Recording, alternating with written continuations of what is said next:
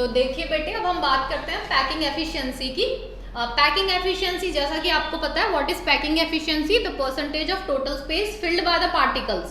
The percentage of total space filled by the particles. जब आप packing करते हो तो उसमें जो एटम्स हैं उन्होंने कितना स्पेस जो है फिल किया, दैट इज पैकिंग एफिशिएंसी। अब पैकिंग एफिशिएंसी सारी सबकी अलग अलग होती है। जैसे सबसे पहले आते हैं simple unit cell. Simple unit cells में जैसा कि आपको पता है कि एटम्स कहाँ कहाँ पे प्रेजेंट होते हैं, atoms are only present at the corner. अब ये जो कॉर्नर पे एटम प्रेजेंट है, ये बेसिकली स्टैक कैसे करते हैं, ये सब एक दूसरे से जुड़े हुए हैं। देखिए जैसे ये एक ब्लू वाला एटम दूसरे ब्लू वाले एटम से इस तरह से कनेक्टेड है। ये अगर मैं आपको आगे वाला फेस बना के दिखाऊं तो ये कुछ ऐसा बनेगा। ये आगे के 4 एटम बिल्कुल एक दूसरे से चिपके हुए हैं, ऐसे ही 4 पीछे से चिपके होंगे। तो this is simple unit cell. अब इस सिंपल यूनिट सेल में ये देखिए, ये जो बॉन्ड आपको दिखाई दे रहा है, जो डंडा दिखाई दे रहा है, that is what edge length is. तो ये एज लेंथ क्या है? इस एटम के न्यूक्लियस से इस एटम के न्यूक्लियस तक का डिस्टेंस, इसी को आप क्या बोलते हो? इसी को आप बोलते हो edge length. That is basically a, जिससे आप ए से रिप्रेजेंट करते हो। तो क्यूबिक यूनिट सेल में आपको पता है सारी जो एज लेंथ है वो क्या होती है? Equal. A is equals to b is equals to c. अब देखिए, जैसा कि मुझे पता है कि आपका ये दिस इज एज लेंथ और ये इसका रेडियस है, ये इसका रेडियस है, तो आप ए को क्या लिख सकते हो? A is equals to 2r। Edge length क्या आ गई आपकी? 2r। अब हम बात करते हैं volume of cube. Volume of cube क्या होता है? आपको पता ही होगा, मैथ में तो आप इंटेलिजेंट है ही। ए क्यूब और एक यहां से हमने क्या निकाला? 2r। तो बिकॉज ए इज 2r, तो आपका यहां से वॉल्यूम क्या आ जाएगा? 8r cube. Is that clear? अब यहाँ 2 चीजें हैं। देखिए, जब आप एटम को कनेक्ट कर रहे हो इन क्यूब, तो एटम का नेचर कैसा है? स्फेरिकल, जो कि हम अज्यूम करके चल रहे हैं, atom is spherical in nature.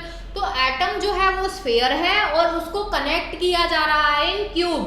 तो इन दोनों के बेसिस पे हम क्या डिफाइन करने जा रहे हैं? Packing efficiency. तो हमें यहाँ पे सिर्फ 2 ही चीजें निकालनी है, volume of cube and volume of sphere.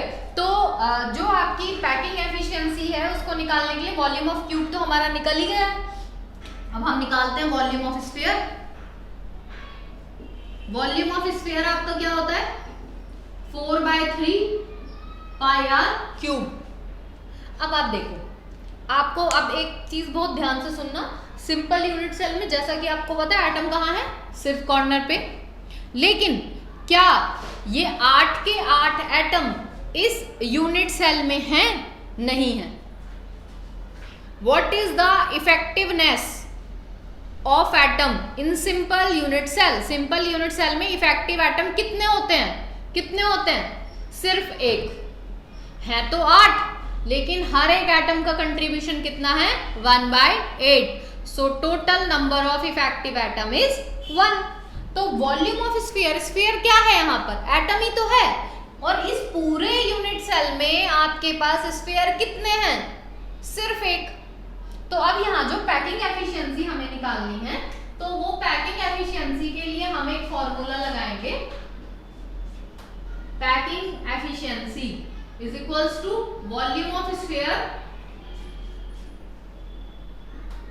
Divided by volume of cube. और दूसरा आपको देखना है, जब आप पैकिंग एफिशिएंसी निकाल रहे हो तो आपके पास जो वॉल्यूम ऑफ स्फीयर है, एक्चुअली में स्फीयर कितने हैं? स्फीयर जितने होंगे उसके अकॉर्डिंग उसका वॉल्यूम निकाला जाएगा। तो यहाँ पे हम एक z को भी रिप्रेजेंट कर रहे हैं and z what? z is representing, z is basically number of effective atoms. तो z क्या है आपका? Number of effective atom. तो आपको बस एक चीज ध्यान रखनी है कि नंबर ऑफ इफेक्टिव एटम आप सिंपल यूनिट सेल के लिए निकाल रहे हैं, आप फेस सेंटर्ड के लिए निकाल रहे हैं, आप बॉडी सेंटर्ड के लिए निकाल रहे हैं, आप किसके लिए निकाल रहे हैं, उसके अकॉर्डिंग आप यहाँ z रखेंगे। वॉल्यूम ऑफ स्फीयर आपका क्या होता है? n divided by volume of cube. तो अब आप इसको बस प्लेस करते जाइए। Volume of sphere 4/3 pi r cube. Number of effective atom for simple unit cell is 1 and volume of cube is basically 8r cube. अब आप इसमें से जो जो भी कटता है उसको काट दीजिए, आर क्यूब कैंसिल,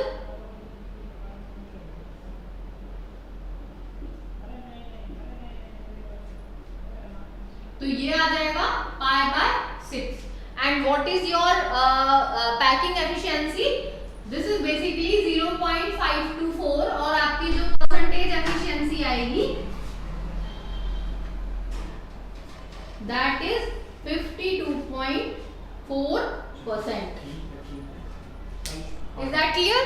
सो ये हो गई आपकी पैकिंग एफिशिएंसी। और पैकिंग एफिशिएंसी में हमने बेसिकली किया क्या, total you have to calculate a volume of sphere and volume of cube and volume of sphere divided by volume of cube। तो सिंपल यूनिट सेल में बेसिकली आपका volume of cube था 8r cube, जो volume of sphere है that is basically 4/3 pi r cube. और बस आपको इसमें एक चीज ध्यान रखनी है कि कोई भी सिंपल यूनिट सेल हो, फेस सेंटर हो या बॉडी सेंटर हो, नंबर ऑफ इफेक्टिव एटम्स आपके पास कितने हैं, that is what basically z is. तो ये हो गई आपकी यहाँ से packing efficiency for simple unit cell. Next we move on to face centered unit cell. तो अब बात करेंगे फेस सेंटर्ड यूनिट सेल की।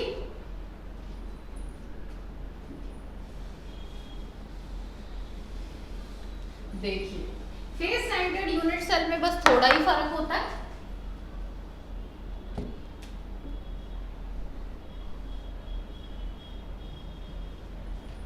फेस सेंटर्ड यूनिट सेल और एफसीसी भी आप इसे बोल सकते हैं। And in face centered you are having atom on present on face. तो अब आप फेस पे एटम्स को ड्रॉ कीजिए like this 1 2 3 4 5 and 6। You are having 6 atom on total faces. ठीक है, अब हम बात करते हैं कि एफसीसी में आपको पैकिंग एफिशिएंसी निकालना कैसे है। जैसे कि आपको पता है पैकिंग एफिशिएंसी निकालने के लिए आपका फॉर्मूला तो अब भी सेम है, पहले भी यही था volume of sphere divided by volume of cube, और अब भी आपका packing efficiency as it is वही रहेगा।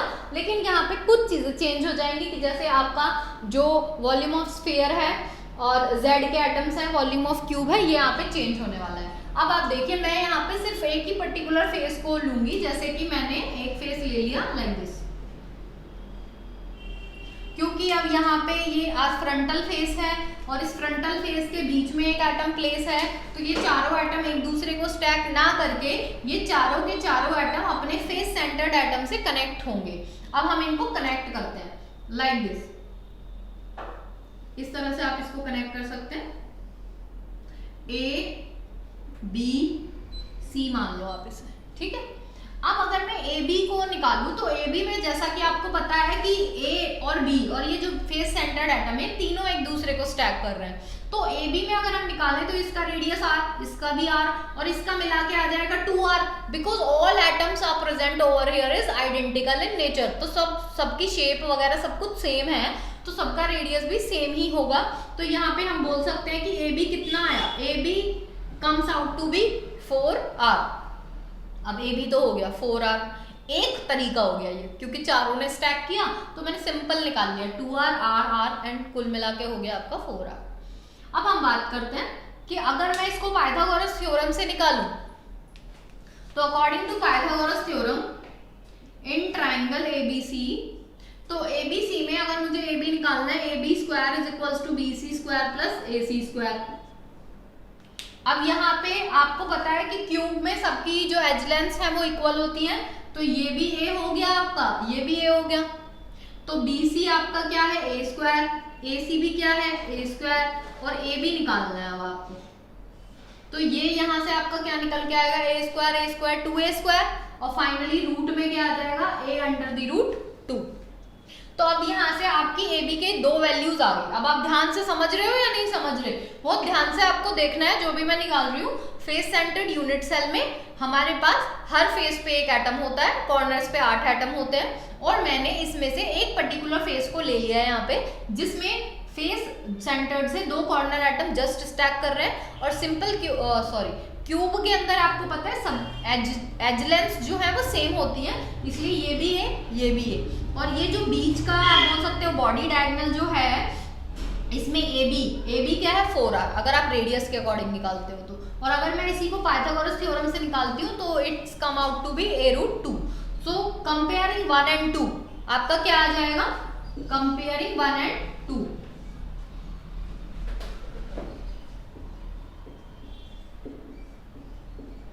आपका आ जाएगा 4r is equals to a√2, 4r is equals to a√2 और यहां से a की वैल्यू आपकी क्या आ जाएगी, a comes out to be 4r/√2। तो यहां से आ गई आपकी a की वैल्यू 4r/√2। तो ये a निकाल लिया आपने। अब आपको निकालना है volume of cube and volume of sphere, बस दैट्स इट। तो अब हम सबसे पहले निकालेंगे वॉल्यूम ऑफ क्यूब, निकाल लेते हैं वॉल्यूम ऑफ क्यूब। अब आप जब वॉल्यूम ऑफ क्यूब निकालते हैं तो आपको पता है volume of cube is a whole cube और a की वैल्यू यहां से क्या निकल के आई, 4r/√2, 4r/√2, 4r/√2 का होल क्यूब कर दीजिए, this is it's come out to be 64r³ divided by 2 √2। This is volume of cube. और वॉल्यूम ऑफ स्फीयर आपको पता ही है 4/3 πr³ होता है।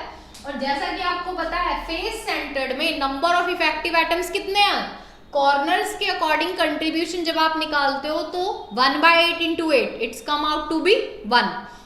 और जो फेसेस होते हैं हर face centered atom 2 unit cell में अपना कंट्रीब्यूशन देता है, तो टोटल 6 है, 6 × 1/2 कम्स आउट टू बी 3। तो टोटल कंट्रीब्यूशन कितना हुआ या total number of effective atoms कितने आए, 3 + 1 4।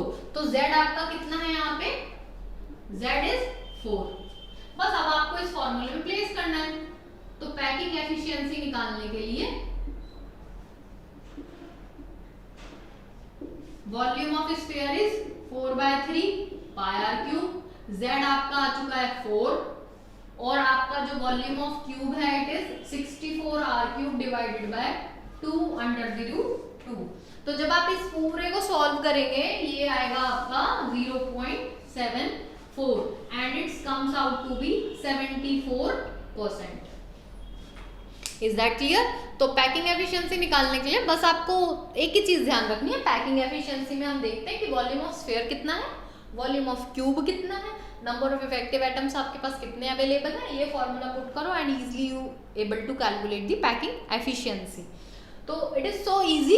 अब यहाँ पे 2 तरीके के क्वेश्चन पूछे जा सकते हैं, जैसे कि आपको ये पूरा सॉल्व करने के लिए तो नहीं आता कि आप फेस सेंटर्ड का पैकिंग एफिशिएंसी निकाल के दिखाइए, आपको सीधा सीधा पूछा जाता है how much packing efficiency is there in face centered unit cell, तो आप सीधा बताओगे कि 74% होता है। How much vacant space is present in face centered unit cell, तो एफसीसी में वेकेंट स्पेस कितना होता है। अगर 74% पैकिंग एफिशिएंसी है तो इट मीन्स क्या है कि 74% जगह जो है वो फिलअप हो चुकी है, बाकी रेस्ट जो है वो वेकेंट है। तो अगर आपको फ्री स्पेस पूछा जाए तो बस आपको क्या करना है, फ्री स्पेस निकालने के लिए 100 - 74%, this is your free space for FCC. जैसे कि इसका कितना आएगा 26% फ्री स्पेस ओवर हेयर। इसी तरह से 52.4 जो था वो किसका था, सिंपल यूनिट सेल का, उसके लिए भी आपको अगर फ्री स्पेस निकालना है तो 100 - 52.4 कीजिए, आपका फ्री वेकेंट स्पेस आ जाएगा। तो इसी तरह से अब हम निकालेंगे for body centered cubic unit cell.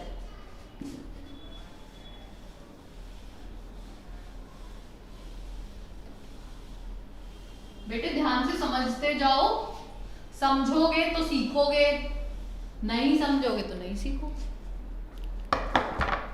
तो समझना बहुत जरूरी है, याद भी कर सकते हो आप, देखो जैसे क्योंकि क्वेश्चन अगर आप मतलब शॉर्टकट वाले बच्चे हो, शॉर्ट रास्तों से चलना ज्यादा पसंद है, तो आप क्या कर सकते हो, आप सीधा सीधा इसको निकाल लो कि हाँ भाई इसका 74 है, इसका 26 है और हो गई बात खत्म, ठीक है। लेकिन फिर भी आपको ना पता होना चाहिए कि ये चीजें कहाँ से निकल के आती हैं। अगर आप अच्छा आगे कुछ करना चाहते हो तो चीजों को जब समझ के चलोगे तब आप आगे जाके कुछ अच्छा कर पाओगे, ठीक है। रट के चलने वाले बच्चे कभी इतना कामयाब नहीं हो सकते। तो इसीलिए चीजों को समझो, याद तो अपने आप हो जाएगा, रटने की जरूरत ही नहीं पड़ेगी। फिर जब आप समझते हो ना तो चीजों को याद नहीं करना पड़ता। तो इसीलिए समझिए, next is body centered, third one is body centered cubic unit cell. Body centered cubic unit cell. तो अब बात करते हैं बीसीसी की। अब हमने जो बात करी बीसीसी की, तो आपको पता है कि body centered cubic unit cell में कॉर्नर्स पे एटम होने के साथ साथ एक एटम होता है आपके बॉडी के सेंटर पे। कहाँ होता है? बॉडी के सेंटर पे। इसी के अकॉर्डिंग अब हम निकालने वाले हैं पैकिंग एफिशिएंसी फॉर बीसीसी। अब देखिए, इसको ध्यान से समझो। जैसे कि ये एज लेंथ ए है, दिस इज ऑल्सो ए, और अगर हम एक बॉडी डायगोनल बना दें इसके बीच में से लाइक दिस, तो मान लो ये A B C and D, यहां से ये ए और बीच का जो बॉडी सेंटर्ड एटम है और डी, ये तीनों एक दूसरे से कनेक्टेड हैं। और ए और बी, क्योंकि आपको पता है बीच में बॉडी सेंटर्ड एटम है, तो इसीलिए एक दूसरे से इतना कनेक्ट ये नहीं हो पाएंगे, क्योंकि वो बीच में बॉडी सेंटर्ड एटम आ गया।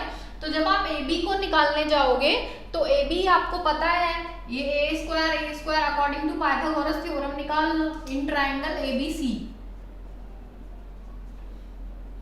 ए B square is equals to A C square plus B C square, ये आ जाएगा a square plus a square A B, और finally it's come out to be a root 2। और क्योंकि एज लेंथ यहाँ पे भी ए है, यहाँ पे भी ए है, तो बी डी क्या आएगा आपका? ये भी ए होगा, क्योंकि क्यूब की एज लेंथ सेम होती है। और जब आप ए डी निकालोगे, आपको पता है ए और डी और ये जो बीच वाला एटम है ए डी, तीनों ये तीनों एटम एक लाइन में इस तरह से कनेक्टेड हैं। सो रेडियस क्या आएगा आपका? This is 2r, this is r, this is also r, so A D is 4r। एक तो हो गया ए डी आपका 4r, ये हमने सीधा रेडियस से निकाला है। और एक आप निकाल सकते हो in triangle A B and D, in triangle A B D. A B D में A D square is equals to A D square is equals to A B square plus आपका क्या आ जाएगा? B D square. अब A B square तो आपको पता ही है, ए बी आप निकाल चुके हो, ये आ जाएगा आपका 2a स्क्वायर, ये आ जाएगा आपका सॉरी ए रूट 2 का जब आप स्क्वायर करोगे तो ये आपका 2a स्क्वायर आ जाएगा। और फाइनली बी डी जो है, बी डी आपको पता ही है ये क्या है? ए स्क्वायर। तो जब आप ए डी निकालोगे यहाँ से, तो ये आ जाएगा आपका 2a square plus a square under the root, और फाइनली ये निकल के आएगा आपका ए रूट 3। तो यहाँ से पाइथागोरस थ्योरम से हमने निकाला A D is a root 3 and also A D is 4r, जो कि हमने कैसे निकाला है? अकॉर्डिंग टू द रेडियस, क्योंकि तीनों एक दूसरे को स्टैक कर रहे हैं। सो कंपेयरिंग इक्वेशन 1 एंड 2, या कंपेयरिंग दिस, ये आप मान लो दिस इज 1, दिस इज 2, ये भी एडी है, ये भी एडी है। So what we are getting by comparing? By comparing 1 and 2, AD is 4r, AD is a root 3, तो 4r is equals to a root 3। तो यहां से एज लेंथ आपकी क्या आ जाएगी? a is equals to 4r by root 3, as simple. तो अब यहां से 4r आपका a root 3 आ गया और a की value 4r by root 3। This is your age length in BCC। अब आपको सिंपल फॉर्मूला वही रखना है, volume of sphere divided by volume of cube. अब यहाँ वॉल्यूम ऑफ क्यूब का भी फॉर्मूला सेम ही है,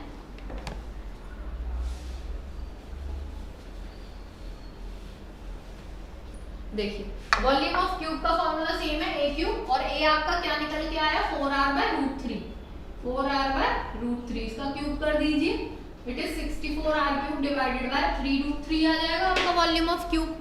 because volume of cube is this, volume of sphere आपको पता ही है 4/3 पाई r क्यूब होता है। और BCC का नंबर ऑफ इफेक्टिव एटम्स कितने आते हैं? कितने आते हैं नंबर ऑफ इफेक्टिव एटम्स? 2। बीच वाले का कंट्रीब्यूशन एक ही होता है, और कॉर्नर्स वालों का कंट्रीब्यूशन कुल मिला के कितना होता है? 1। सो 1 + 1 इज इक्वल्स टू 2। ऐड करना तो आता है, नहीं आता तो उंगली कर लेने, तो 1 1 मिला के। तो this is volume of cube. Volume of sphere आपको पता ही है, यहां से निकालेंगे हम packing efficiency.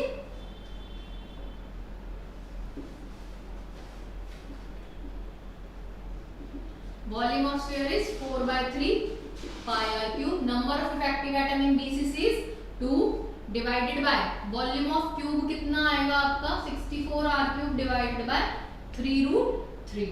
So it comes out to be 0.68. और यहाँ से जो परसेंटेज एफिशिएंसी आएगी आपकी वो कितनी आने वाली है 68%. और यहीं से आप फ्री स्पेस भी निकाल सकते हो. अब जब आप फ्री स्पेस निकालोगे तो 100 में से 68% को माइनस कर देना. ये आ गया आपका 32%. तो बीसीसी में फ्री स्पेस कितना होता है 32%. So it is so easy. आपको बस एक ही फॉर्मूला याद रखना है. नंबर ऑफ इफेक्टिव एटम्स आपको पता ही है. बस सब में एक फॉर्मूला लगाओ और कैलकुलेशन कर दो. तो इस तरह से आप पैकिंग एफिशिएंसी तीनों में इजीली कैलकुलेट कर सकते हो. अब आप मुझे बताओ कि जो आपकी पैकिंग एफिशिएंसी थी सिंपल में, फेस में या बॉडी सेंटर्ड में, तीनों में सबसे ज़्यादा एफिशिएंसी जो पैकिंग की है वो किस में है बताइए. इन एफसीसी. क्यों? क्योंकि एफसीसी में 74% जो है वो पैकिंग एफिशिएंसी है.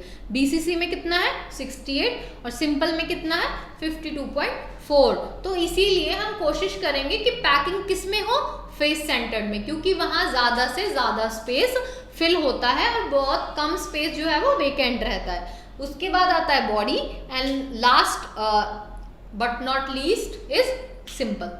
तो ये हो गया आपका पैकिंग एफिशिएंसी. इसके बाद हम बात करेंगे नेक्स्ट क्लास में नई वीडियो के साथ. और अब हम इसके बाद जो नया टॉपिक स्टार्ट करने वाले हैं उसमें मैं आपके साथ डिस्कस करूंगी radius of tetrahedral void and octahedral void. Thank you very much.